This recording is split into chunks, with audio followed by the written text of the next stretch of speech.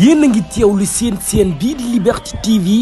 xibaar yi wóor te gaaw ci tàng-tàng bi ñu ngi lay ñaan nga daal di abonné wu te activer cloche de notification yi vidéo bu dëggu nga bokk ci ñu koy njëkk a am.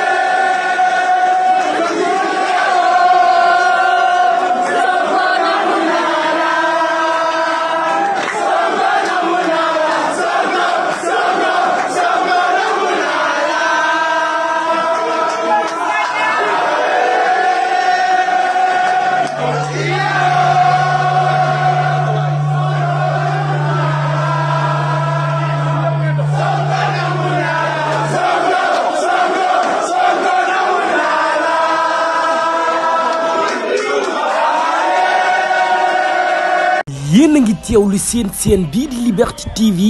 xibaar yi wóor te gaaw ci tàng-tàng bi ñu ngi lay ñaan nga daal di abonné wu te activer cloche de notification yi vidéo bu dëggu nga bokk ci ñu koy njëkk a am.